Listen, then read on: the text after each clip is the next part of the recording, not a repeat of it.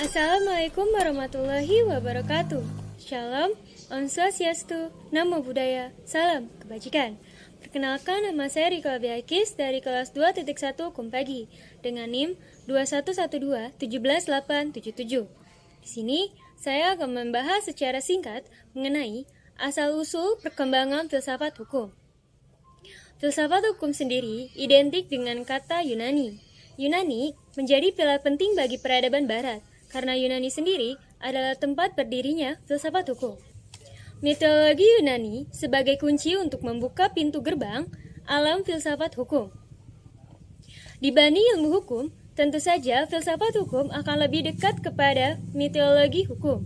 Sebab, dari sudut substansi keduanya, kita akan memperhatikan bahwa di antara keduanya itu nyaris tidak ada bedanya, yakni sama-sama mengajukan konfrontasi antara dua gagasan dalam hukum yang saling bersitegang, yaitu keadilan dan kepastian hukum. Sekalipun demikian, ilmu hukum adalah alasan dari kedatangan filsafat hukum ke dalam yuridiksi pengembangan intelektual terhadap hukum. Mitologi Yunani sendiri adalah sekumpulan mitos dan legenda dari Yunani kuno, dan sejumlah ahli pun kerap kali mendefinisikan mitologi sebagai situs dari cerita-cerita yang memiliki komplikasi drama dan selalu berkaitan dengan elemen-elemen dan asumsi-asumsi fundamental dari suatu perspektif budaya, yang dalam konteks ini tentu saja hukum. Dalam buku Filsafat Hukum tentang Desain dan Arsitektur Kesejarahan 2007 yang ditulis oleh Herman Bakir mengatakan bahwa mitologi Yunani perlu atau penting dipelajari oleh seorang pestudi hukum karena, yang pertama, mitologi secara umum menjadi cukup penting bagi pestudi hukum, terutama dalam hal hasil guna sebagai landasan dalam menyempurnakan apa yang mereka ingin capai dengan filsafat hukum hari ini.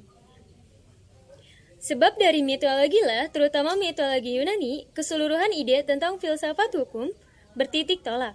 Yang kedua, dengan mitologi, penstudi hukum akan memasuki teks-teks tua dalam bentuk syair-syair, dalam puisi serta gencaran. Lalu dibandingkan itu dengan apa yang mereka peroleh dari filsafat hukum dalam tingkat perkembangan yang sekarang, sehingga akan muncul kombinasi antara keduanya.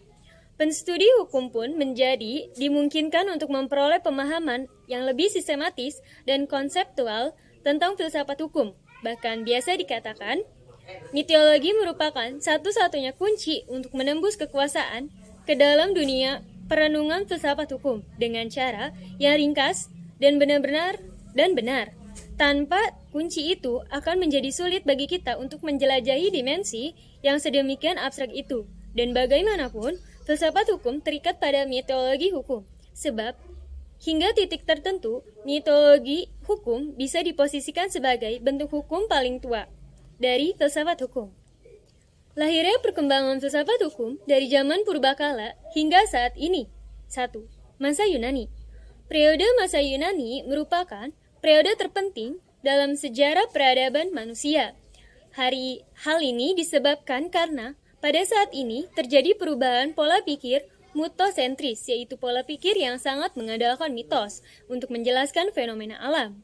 Namun, pada zaman ini pula, pemikiran pengembangan ilmu pengetahuan sedikit demi sedikit mulai terlihat, seperti pemikiran tentang bagaimana terjadinya alam semesta, pemikiran tentang negara, dan lainnya. Pada masa ini pula dibagi menjadi 3 tahapan, yaitu masa Prasokartes, masa Sokrates, Platos, dan Aristoteles, dan masa Stoa. Yang kedua, masa Romawi, abad ke-3 sampai ke-5 sebelum Masehi. Pada masa ini, pengembangan ilmu filsafat hukum tidak segemilang pada masa Yunani. Hal ini disebabkan para ahli pikir lebih banyak mencurahkan perhatian kepada masalah memperhatikan ketertiban di kawasan Romawi yang sangat luas itu. Para filsuf juga dituntut memikirkan bagaimana cara memerintah Romawi sebagai kerajaan dunia.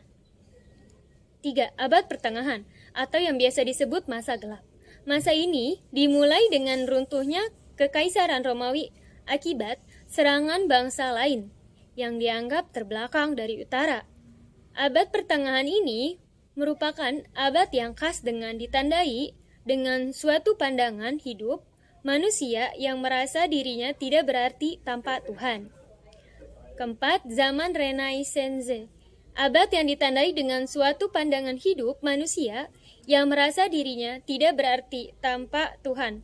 Pada masa ini, kekuasaan gereja begitu besarnya mempengaruhi segala kehidupan. Kelima, zaman baru. Yang keenam, zaman modern. Pada abad ke-17 sampai ke-18, perkembangan pemikiran filsafat hukum memperhatikan aliran-aliran besar seperti rasionalisme, empirisme, dan idealisme dengan memperhatikan wilayah-wilayah yang luas. Selanjutnya, pada abad ke-19 sampai ke-20 munculnya aliran-aliran baru dalam filsafat antara lain positifisme, marxisme, neotorisme, dan lainnya. Sekian yang dapat saya sampaikan, kurang lebihnya mohon dimaafkan. Wabillahi taufiq wal hidayah. Wassalamualaikum warahmatullahi wabarakatuh.